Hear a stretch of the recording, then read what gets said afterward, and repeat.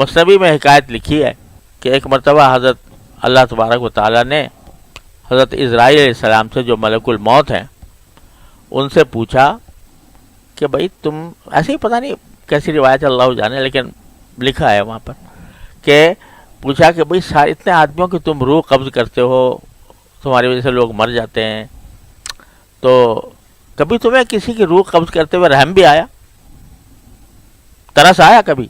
تو حضرت اسرائیل علیہ السلام نے جواب دیا کہ جی ہاں 2 مرتبہ آیا۔ کہا کس پر؟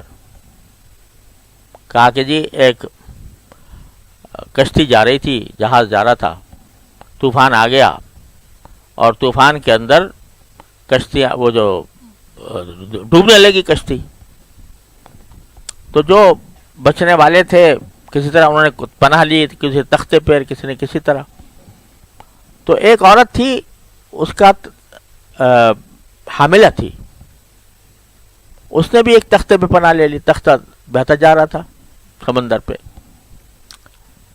تو عین اس وقت اس کے ہاں بچے کی ولادت ہوئی،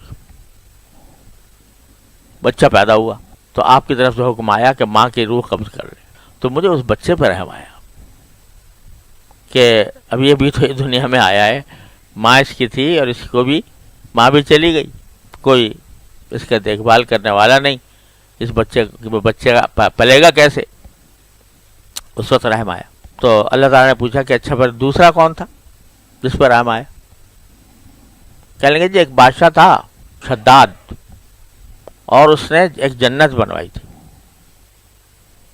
اور یہ کہا تھا کہ اتنا زبردست جنت بناؤ کہ دنیا میں ایسی کوئی مثال نہ ہو اس کی، اور یہ قسم کھائی تھی کہ جب تک وہ بن کے تیار نہیں ہو جائے گی میں اندر نہیں جاؤں گا، دیکھوں گا نہیں۔ آخرکار بن کے تیار ہو گئی، اور وہ دیکھنے کے لیے گیا تو ایک پاؤں اس کا اندر تھا، ایک پاؤں باہر تھا، داخل ہو رہا تھا، آپ کا حکم آیا روح قبض کر لو۔ میں نے روح قبض کر لی۔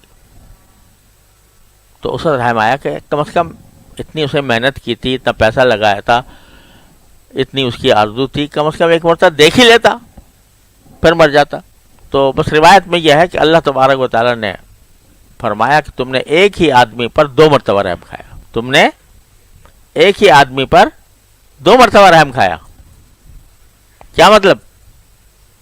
کہ یہ بادشاہ وہی بچہ تھا، یہ بادشاہ وہی بچہ تھا جس پر تمہیں پہلے رحم آیا تھا، وہ اس کو ہم نے پالا اور اس پہ تختے پہ سوار کی حالت میں اس میں پرورش پائی، اور پرورش پا کر بڑا ہو گیا، بڑا ہو کر ہم نے اس کو بادشاہ بنا دیا، بادشاہ بننے کے بعد شداد بن گیا، جنت اس نے بنوائی، اور اس پر میں نے جا کے ہمیں اس کی روح قبض کر لی۔